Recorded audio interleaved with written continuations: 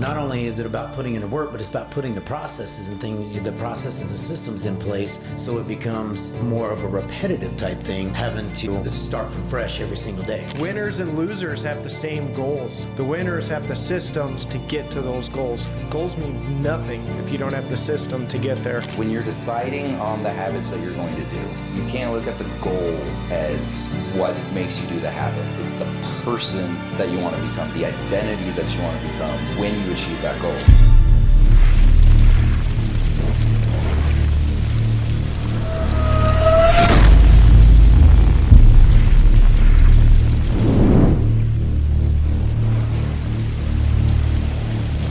Hey, what's up, guys? Welcome back to Burn the Ships. We are so excited for today's show. We're going to be talking about probably one of the most influential books I've ever read, and I would say one of the most influential of our entire generation, in my opinion. It's called Atomic Habits. It's by James Clear. And man, just doing my research on this book, I literally think you could be a life coach or a business coach based on what James teaches in this one book. Like, Agreed. It's insane how much value there is in this one book. 100%. Yeah. What do you guys think? What was your number one takeaway from this book, Chad? My number one takeaway, I think it's chapter 1, isn't it? Well, probably the biggest piece of the book is the rule of 1%. And lots of different self-help gurus and those kind of guys preach this. There's the compound effect by Darren Hardy. He preaches this as well. But everybody, the gist of it is everybody wants to wake up tomorrow and be Arnold Schwarzenegger on the stage at the Olympia. They want to be Jeff Bezos. They want to be Cristiano Ronaldo. And tough truth is that will get you literally nowhere. If you try to do 100% in a day and change everything, you're going to fail every time. So what he says is, if you just pick one thing and try to be 1% better at it every day consistently for 1 year, you're not going to be 100% better. You're not even going to be 365% better. You're going to be 37 times better at that one thing than you are today. If you want to be a better runner, if you just add 1% to your run, if you want to be a better lifter, you add, say you're lifting 100 pounds on squat for rough numbers. Every single day you add 1 pound, just 1 pound. You're not even going to feel it. But by the end of the year, things are going to change. So that's the big one that stuck with me. And I think that probably is the number one nugget of the book that everybody looks back on. But there's definitely other ones too. It's definitely the one that I think that people hang on to. I will say that I'm a little disappointed in what you just said, that realization that I was assuming that this being our third episode, that we would probably get the same amount of views as Ed Milet. Am I wrong? Yeah, I thought we would have people knocking on the door like wanting to be on our show. I think Dana White's private jet's landing at Centennial right now. He's on the way. Yeah, I'm a little disappointed, man. I expected so much more. You know, I think for me, it was obviously that. I mean, again, that's what I think people grab onto. But the big thing that I like, and my wife will actually laugh about it when she watches this, is keeping it simple. Yeah. You know, you see that a lot in there. And I think people try to overcomplicate and they set these big goals. Like you said, they want to be where everybody else is and they want to know what they do, but they never want to know how they got there and do the things that it takes to get there. So for me, it's all about small kept promises. Keep it simple. It's a long game, right? It's not a short game. And everybody, this society, I think what we struggle with the most is the fact that everybody wants the immediate. Instant gratification is a new cuss word for household. We have tried to eliminate instant gratification from our son's life because I want them to understand that whatever you want in this life that's worth a damn thing takes hard work and consistency and discipline. And time. Yeah. Not everything is Prime. Not everything is Netflix. As much as I love this platform and Instagram, YouTube, that's not real life. That's fake. Yeah. So the long game. It's always worth it in the end. I mean, you get a bunch of little tiny wins and those all feel good. Mm-hmm. But if you're working on something for a year, it feels really good at the end of the year. Absolutely. Putting in the discipline and the work to do 1% every single day. And you're going to have days where you don't hit it. I think I sent it to you guys, but I sent out a little Instagram reel of Lewis Hamilton. He's an 8-time world champion F1 driver. And he talks about how kind of uses the same principle. His goal is to get better every single day, but there's going to be days that you don't get better. There's going to be days where you have the flu. There's going to be days where, as real estate agents and loan officers, a deal completely just blows up at the last second and sucks all the wind out of your sails. There's going to be issues at home. Kids are going to be hard. Yeah. Marriage has fights. So those days are going to happen. But moving past that and then still being 1% better the next day. I love what James says about that in the book. He said motivation is a bunch of crap. He said some days you're going to wake up and you're going to have zero motivation. But what you need to do is you set up your environment for success. So even when you wake up and you don't feel like working out, when your workout clothes are sitting there right next to your bed ready to go, that just gives you that extra little push to put them on and get your butt in the gym. Like this happened to me the other day. I didn't want to work out, but one of the things he talks about too is habit stacking. And he talked about it in a lot of different ways in the book, but one of the things that I liked is pair something that you don't want to do with something you love doing. For me, I love sitting in the sauna at the end of my workout. But to sit in the sauna, I have to do my workout first. I'm not just going to go sit in the sauna. Like, it doesn't sound appealing. Yeah. But the gratification of sitting in the sauna after the workout makes the workout worth it. So even if I don't feel like working out that day, I'll do like a quick 10 or 15 minute workout just to do something so I can sit in the sauna. Where now I've wanted to become a better reader and I want to read more, I put a book in my sauna. So I stack my sauna experience with reading a book. That's awesome. I sit in the sauna after every workout too, and I've fallen into the trap of just mindlessly flipping through shorts on YouTube. They're not bad because I watch a lot of this stuff, so I'll get You have a little good clip. algorithm. My algorithm is good, and that's a genuine thing. But that time would be better spent reading. Even though getting clips of Ed Milet and David Goggins and these guys we really look up to, it's great. We're all big readers and we like to read and feed the brain, so I think I'm going to start doing that. Yeah. Yeah, I mean, if that's the goal. I mean, obviously, you got to feed your brain with all that other stuff that you mentioned as well. Everybody wants something, right? Everybody wants to be a better reader, or they want to look better, or they want to be more athletic. There's just such a big difference in wanting and setting the dreams and then executing. Yep. You know, the execution, that's where the work kicks in. Yeah. And most people just don't want to put in the work. The other part that I really liked about the book was not only is it about putting in the work, but it's about putting the processes and things, the processes and systems in place so it becomes more of a repetitive type thing, having to start from fresh every single day, right? That's one of the biggest parts of Atomic Habits is when it starts to become beyond routine. It's like breathing every single day. Whatever that habit is, it's just automatic. I love what he said. Winners and losers have the same goals. The winners have the systems to get to those goals. Goals mean nothing if you don't have the system to get there. Oh, yeah. I mean, it's like those dreamers. I mean, you know what I mean? Like, let's dream and let's dream big. But, you know, there's so many people out there that they want all these things, but they just lack the ability to execute and to put in the work. And, you know, again, everybody wants the quick and easy, right? And, you know, and if they do it for 4 or 5 days and, you know, you go work out every day for 4 days and you don't look like Arnold Schwarzenegger, you mentioned earlier, then they just quit. And well, he mentions that in the book. It's as you're doing the 1%, everybody expects it to be, if you're looking at it as a chart where you have results on the y-axis and time on the x-axis, everybody expects it to be this 45-degree straight line up. And that is so not the case in a good and a bad way. So when you start, there's going to be a prolonged dip. And that's called the valley of disappointment, is what he calls it. Yep. And that's where you're really motivated, you got the discipline, you're hitting the gym, or you're reading every day, or you're sending note cards to clients and doing pop buys, or you're calling realtors and building your sphere, or you're starting a podcast with a couple of your best friends, and you expect this immediate rise of results. But in reality, we all know that's not how it works. So the valley of disappointment is this belly underneath. But if you stay through the valley of disappointment, those two lines of the expected results and the results you actually see intersect. If you get through the valley, there's a parabolic rise of success. And that can be brought into finances or relationships or anything where, think about a girlfriend even. Like you're really excited about meeting somebody and you think it's going to be great.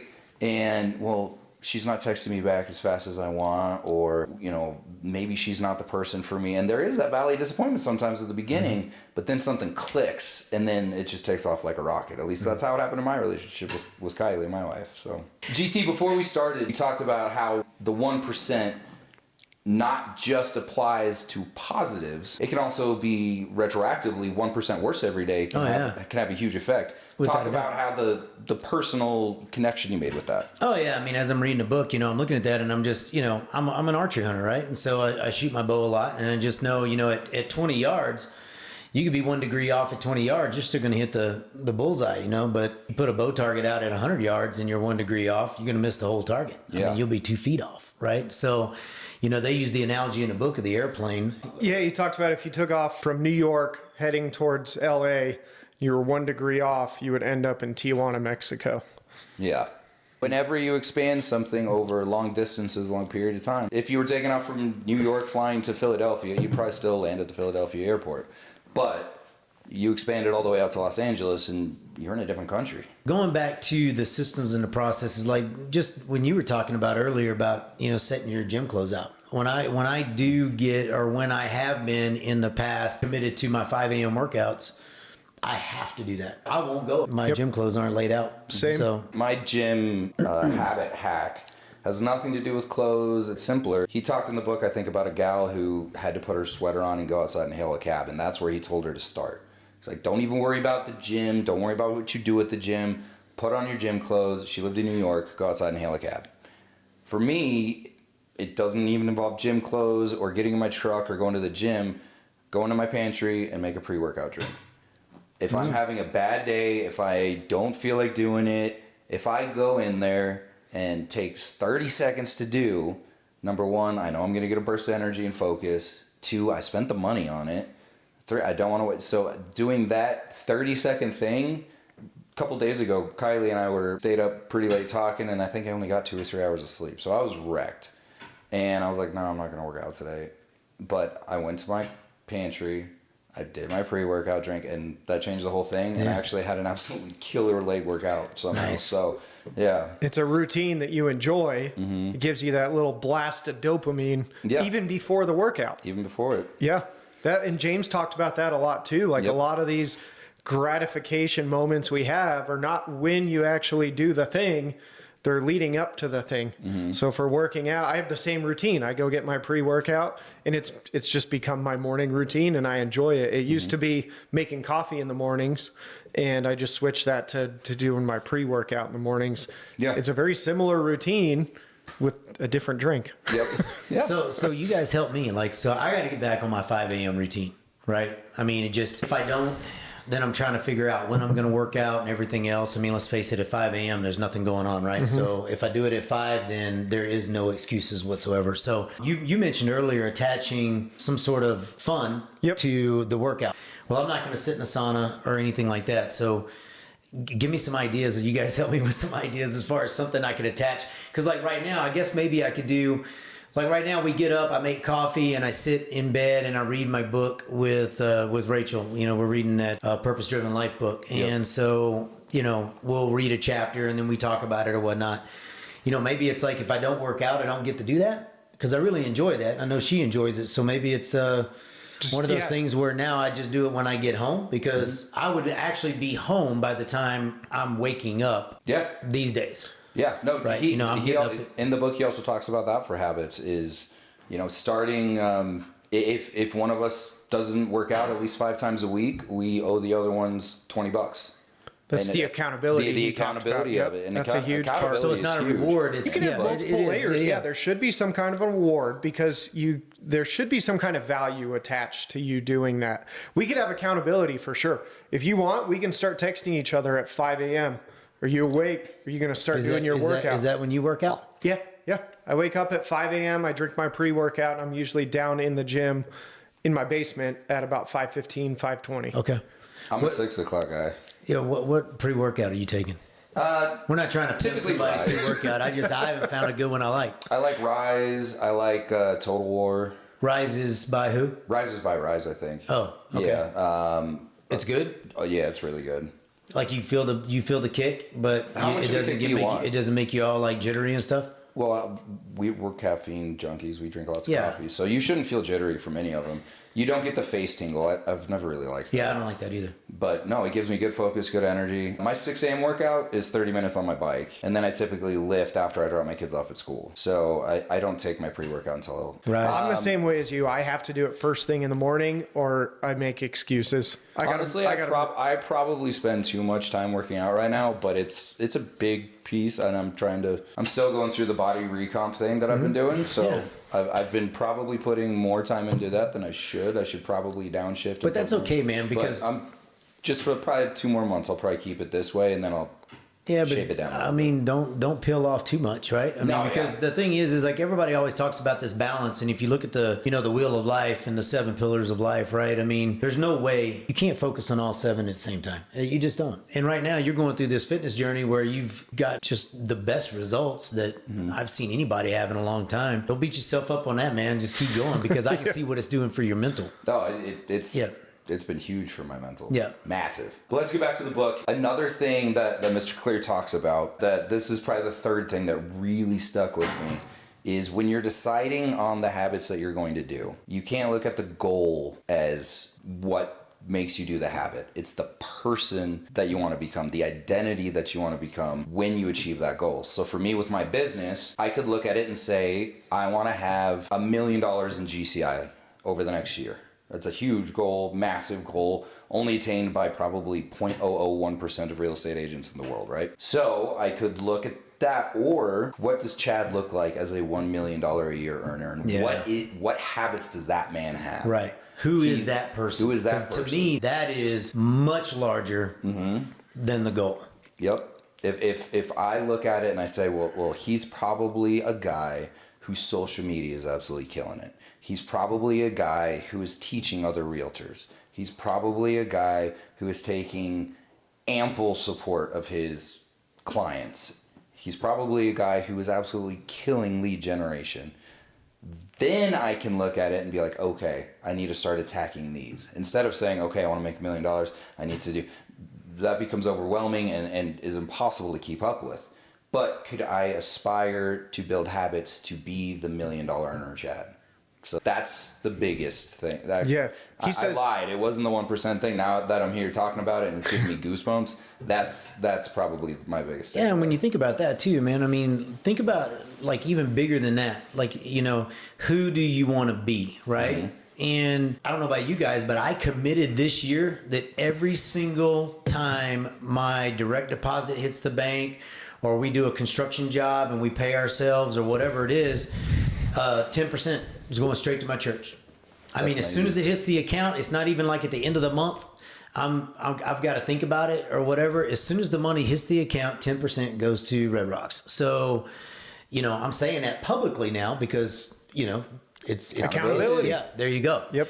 I mean, that in itself, look at just that, the tithing aspect of it, the lives that you could change from, whether that 1%'s to or 10%'s to your church or to charity or whatever. I mean, buddy, as $1 million earner, that's $100,000 a year that you can give away. Yeah. It's a lot of money. That creates a legacy. Yeah. That feels dang good. Like, yeah. All charity is supposed to be completely selfless. Giving to the church is supposed to be selfless. It's not. Yeah. It's not. Giving your time is supposed to be selfless. Mm-hmm. It's not selfless. It's good for your soul. Yeah. 100%. Yeah. And speaking of time, I will also say that, for you guys and what I've seen on the real estate side of things, just from being in coaching, for over a decade, the realtors that I know that are knocking down, $1 million GCI are the realtors that do have time. Those are the ones that have a team. They've got good processes. They've got good systems. Again, talking about that earlier in the book, right? Mm-hmm. They've got the processes and the systems that just work, that just generate the leads. They've got the team to facilitate, and they do what you guys should be doing, which is nothing but building relationships. And yeah, so that time is there when you're talking about giving up your time. Yeah. Yeah. I don't know anybody in the real estate world that I know personally, and I've known a lot of them, that are $1 million+ earners that are realtors that don't have a ton of time. Yeah. Yeah, because they got teams. Yeah. And they use that time wisely. They do? It's spent very wisely. Not a lot of time doom scrolling on Facebook. No. Yeah, you're not going to see those guys, You're not going to see them go through TikTok. The bad habits that James also talks about is getting rid of those bad habits is you have to make them not convenient. So when he's on Instagram, he's got to put some effort into it because every time he uses Instagram, he deletes it from his phone. So if he picks up his phone, Wow. it's so easy to just click Instagram or click Facebook. But if it's not on your phone, you got to go through the 3-minute process or whatever to reinstall it. Most of the time, you're going to not do that. Yeah, you're just get bored and go do something productive instead. I thought that was genius. That is genius. Yeah. And that was probably one of the biggest, now that you're mentioning it, was one of those aha moments that I had. There's some Yeah. guys, seriously. That was pick like this book up. There's so many aha moments. So in it. much gold. Yeah, when Yeah. he's talking about, you watch too much TV, and so you make sure your TV's plugged in behind some dresser that you got to move, and when you're done watching whatever your show is, you unplug it. So now it's just not as convenient as just grabbing a controller and pressing the power button, right? Set up your environment for success. Yeah, or maybe it's take out the batteries out of your controller and go stick them where you just anything that makes it just that little bit more inconvenient. As far as diet goes, making it inconvenience, just not buying the food, right? Right. Yeah. If I want to have ice cream's my thing. I love ice cream. Yep. I worked at Cold Stone in high school, and I'm probably still working off some of the weight I gained while I worked there. But I just don't have ice cream in my house anymore. I have a couple for the kids that are on the deep freezer, but it's theirs, and if they saw me eating it, they would legitimately call me out. It's like, rainbow colored flavored thing, not my jam. But so for me to get ice cream now, I have to go get in my car, I have to go to Dairy Queen, I have to go to whatever. Yeah. So now I can't even remember the last time I had it because I just removed it completely. But that Instagram one, that's a big one for. I mean, I'm not obsessed with Instagram, but like there will be times where Kylie and I'll be watching TV and then I'm like, I don't even. 30 minutes We're later. watching a show together, and I'm like, crap, I don't even know what happened because I saw a post a friend made, and then there's lots of smart people making that thing very efficient, and having to delete it every day and reinstall it every day. That's a good one. So I had to hide all my kids' snacks because if I see a bag of Cheez-Its on the counter, I'm Gone. going to eat some of those. And I used to think to myself, oh, just a couple Cheez-Its, that's not going to affect me. And then when I reread this book, I was like, oh crap, that's that 1%. And if you do that every day, 1% over a year leads you down to 0. And I'm going to be a fat ass if I eat a couple Cheez-Its then if every you throw day. that visual in and you go, what does the 0 Chris Royer look like? He takes up a lot more room on that couch, right?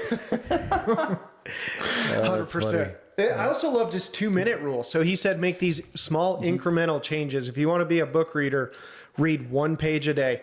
Don't start out by reading a whole book in a day or even a chapter. He said, read 1 page a day. And then a week later, move it to 2 pages a day. Those small incremental changes. I was meeting with one of our agents the other day, and he's got these huge, huge goals and dreams. And yesterday I met with him, and man, this book had so much gold in it just for our 1-hour meeting yesterday. And he's like, I want to start waking up at 5 a.m.